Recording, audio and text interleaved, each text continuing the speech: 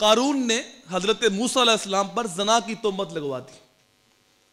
اب وہ اللہ کے نبی اور پیغمبر، اور یہ لالچ میں آ گیا، دنیا کی ہوس میں اندھا ہو گیا، کیونکہ یہ زکوٰۃ ادا نہیں کرنا چاہتا تھا، مال اس کے پاس بڑا تھا، تو اس نے یہ کام کیا کہ موسیٰ علیہ السلام پر زنا کی تہمت لگا دی. اور آپ جانتے ہیں کہ موسیٰ علیہ السلام کی طبیعت میں جلال تھا. اللہ کی بارگاہ میں جب عرض کی تو اللہ تعالیٰ نے زمین کو موسیٰ علیہ السلام کے تابع کر دیا.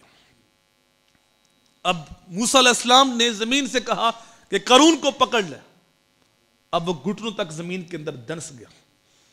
موسیٰ علیہ السلام سے معافی مانگی، لیکن آپ جلال میں تھے، طبیعت میں سختی تھی، کہا اور پکڑو اس کو.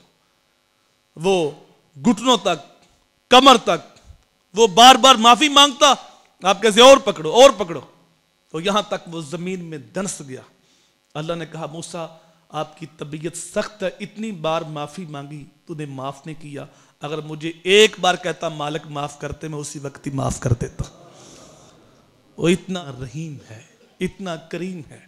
دنیا کا اصول اور ضابطہ یہ ہے کسی بندے کے اوپر مقدمہ درج کیا جائے اور وہ بے قصور ہو اور اس کو بری ذمہ قرار دے دیا جائے، عدالت اس کو باعزت بری کرتی ہے، لیکن جو ریکارڈ ہے وہ اپنے پاس محفوظ کر لیتی ہے.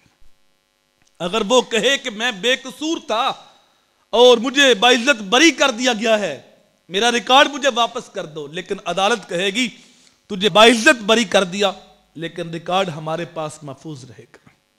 لیکن میرا مالک اتنا رحیم ہے، اتنا کریم ہے، جب بندہ اس کی چوکھٹ پہ آتا ہے اور وہ اپنے گناہوں پہ شرمندہ ہوتا ہے، معافی مانگتا ہے، اللہ گناہ بھی معاف کر دیتا ہے، اس کا ریکارڈ بھی ختم کر دیتا ہے. سچا مقدمہ ہے، وہ گناہ گار ہے، اس میں کوئی شک نہیں اس نے گناہ کیے، لیکن اللہ اس کا وہ ریکارڈ بھی ختم کر دیتا ہے. اللہ زمین کو بھی بلا دیتا ہے، صحیح حدیث میں آتا ہے اللہ فرشتوں کو بلا دیتا ہے، اس کے نامہ مال سے مٹا دیتا ہے، اللہ اس کے عزا کو بلا دیتا ہے، قیامت کو میرے بندے کے خلاف گواہی نہ دی جائے. تو وہ رحمان ہے، وہ رحیم ہے. اس کی چوکھٹ پہ آؤ، اس کے حضور آ کے معافی مانگو.